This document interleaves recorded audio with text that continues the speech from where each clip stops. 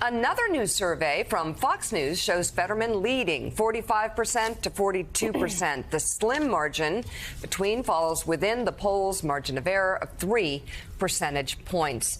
In the race for Pennsylvania governor, Fox News polling has Josh Shapiro leading by 16 points over Republican Doug Mastriano. Want to stop there? Or sure. I mean, and who could have seen this coming, Mastriano, when Trump, well, I guess everybody could. Everybody knew he was going to lose. I think the Fetterman polling shows a little bit, and there was one debate, and while we might pick it apart and look at every detail of it, yes, the voters are still feeling the way they're feeling. Yeah, in some polls. And that's the thing, Adrienne, about polling at this point. It is so important for people to get out and vote. If anybody's staying home going, oh, I'm not going to vote because my side's doing poorly, it's idiocy, because I saw on Twitter yesterday like a poll that said, maybe it was the Fox News poll, 50% of the people who saw the debate said that it's changed their vote, and 20% of those, more of those broke for Fetterman. You really don't know. All of these races are so close. The races that were supposed to be, Whitmer was supposed to win big in Michigan. That race is close. Hochul was supposed to win in New York. Some people say that race is close. We'll see. And you could do it on the other side, too. There's some races where Democrats are far more competitive, Oklahoma and other states, than people expected. So do you see any trends? Because all I see is everything tightening up out there. Everything is super, super tight.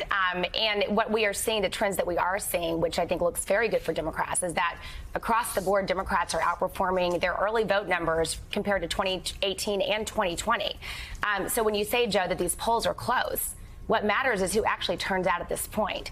And when early vote has gone very well for Democrats, that's a very strong sign. Now, we do know that Democrats tend to be a little bit more organized. We are very focused on getting people out to vote early and to vote via absentee.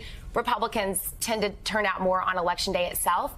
But the fact that we are outperforming 2018 numbers, and of course 2018 was a very good year for Democrats. I'm not saying we're going to have that kind of year, but I think the story that is not getting told enough is that Democrats are having a very strong showing in these early vote numbers. And so when you combine that with these polls being very, very tight, I think it's going to look a lot better for Democrats on Election Day than what some other people may be saying. Yeah, and again, we just don't know. I mean, you go back to 2016, nobody thought Donald Trump was going to win going into the last day. I mean, everybody now says that they did. We said it was possible, and people said we were crazy for it.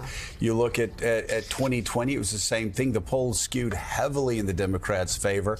And even Kevin McCarthy's team, Republican leadership, said they were going to get slaughtered in the House. It didn't happen. More off elections than not. I remember 98.